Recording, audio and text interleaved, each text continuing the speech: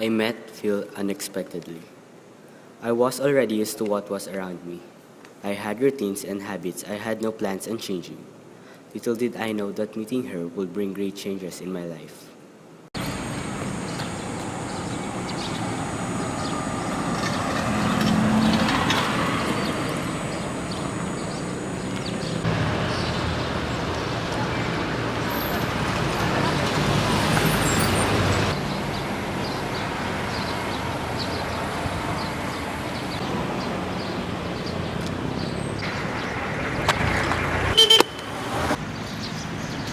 Sorry di ko sinasadya. Okay lang, hindi ka sa tumitingin sa dinadaanan ko. Ano nga para si Phil?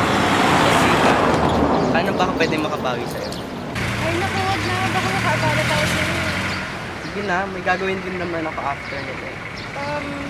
Sige na nga. Gusto mo ba kumain? Schedule ko kasi mag-jogging ngayon.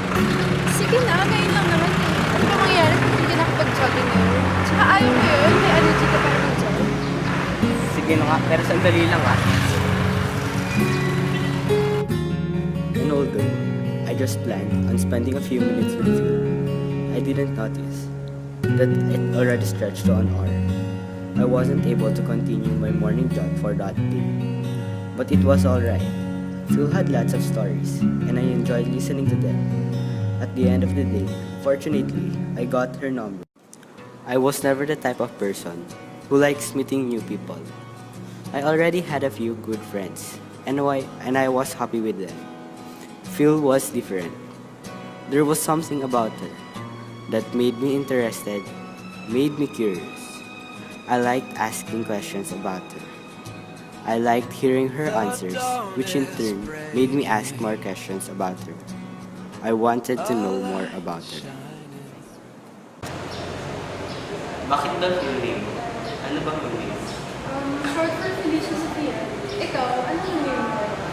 Patrick Calvin. Bakit Felicia Sophia? Happiness and wisdom daw, sabi ng parents ko. Naniniwala kasi sila sa intellectual goods, kaya doon nila binase yung name ko. Ikaw, bakit Patrick Calvin? Lahat kasi ng guys sa family ko may Calvin sa pangalan. Tradition na. Yung Patrick naman, wala lang. Ganda lang raw kasi Patricia. Phil changed my routines. She helped me become more open to what was around me. Uy, Phil, wag mo pakan yung crack na sanin. Ha? Bakit naman? Di mo ba alam yung saying na don't step on a crack or you'll hurt your mother's head? Ano ka ba? Hindi totoo yun. Post hoc ergo propter hoc yan. Ganun ba? Okay. And soon enough, I took a wager in telling Phil about how I feel.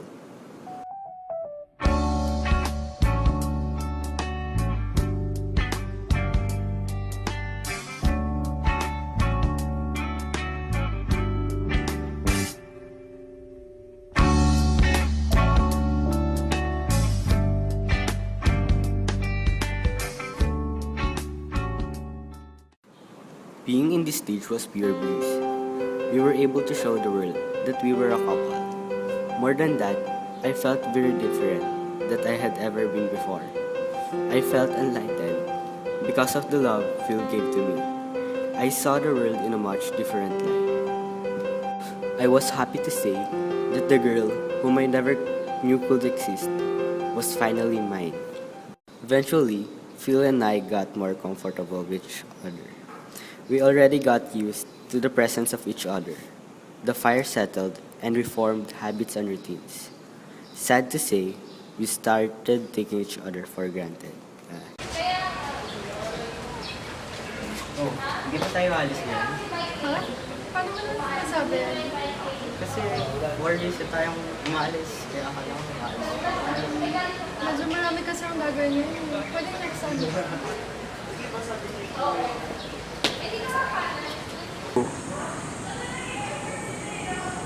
Phil, hello. Sorry, di kita masusundo mamaya. Either kasi pumunta ako sa birthday ng pinsan ko sa mother's side o pumunta ako sa despedida ng tito ko sa father's side. Bawi na lang ako next time. Sige, bye.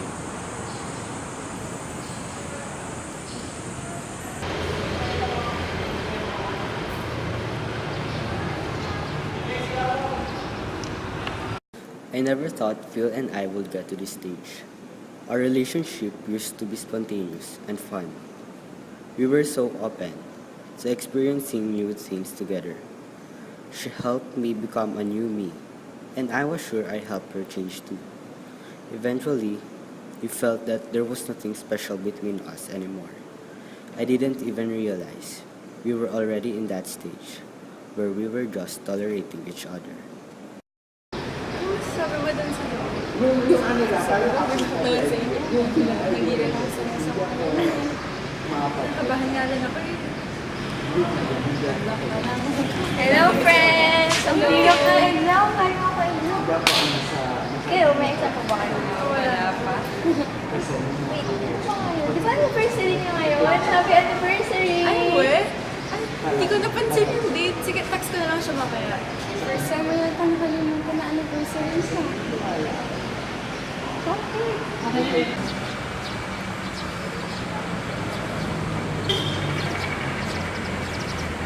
Late ka na naman. Sorry, napatagal kasi yung basketball practice namin. Kasi naman yung barkada niyo, wala na ibang ginawa kundi basketball. Pati tuloy ikaw, yun na lang inaatubog mo. Bakit mo na naman sasabihin na dito na nga ako?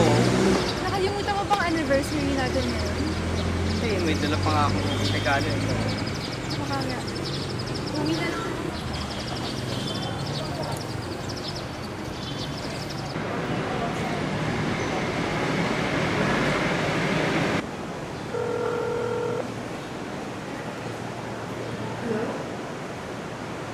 Phil, sorry na kanina. Okay lang. Sorry din ha. It wasn't for long when we hit phase 6. We fell into a new habit. There were more times that we were fighting compared to the times when we were happy. Most of the time, we don't even know that what we were fighting about. It's like everything good that happened between us never existed. Soon enough, we will be hitting the end of our relationship. The worst stage ever.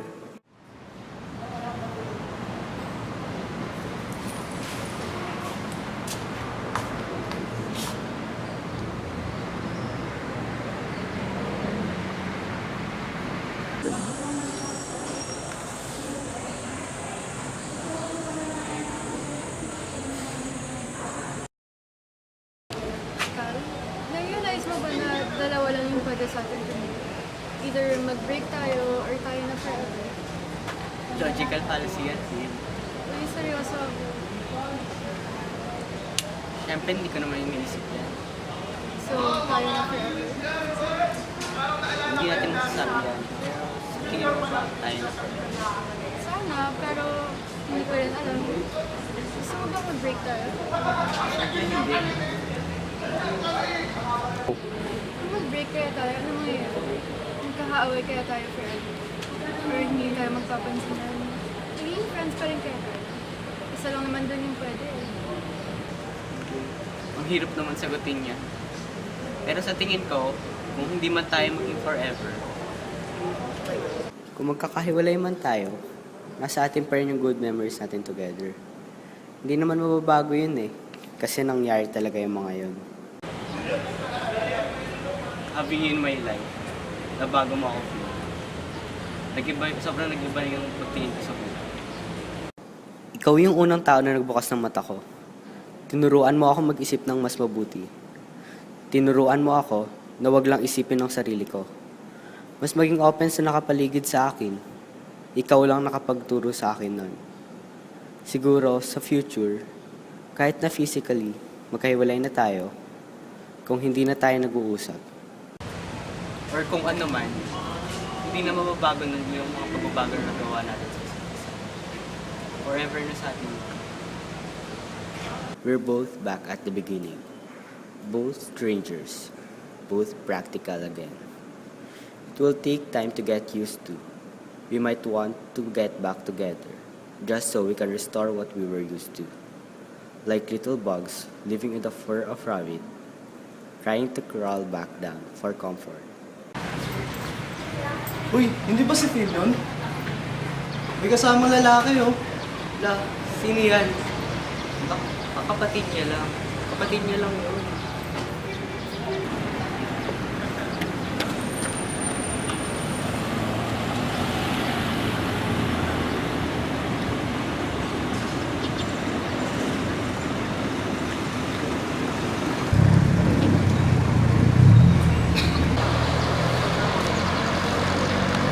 Uy, Carl! Long time ah. Nagja-jogging ka na pala ulit dito. Oo, kakasimula ko lang. Kamusta ka na? Ito, okay lang. Sige, tuloy na ulit ako mag-trip. Sige, punta na ako sa dance.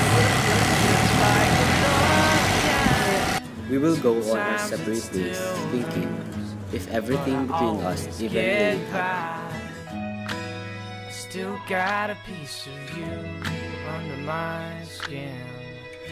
It's always there no matter where I've been.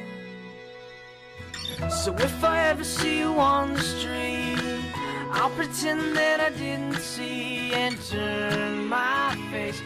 No use in small talk anyways. Cause if I look into your eyes, then I'll have to say goodbye, and that'll break my heart. So I won't even start. No, I won't even start.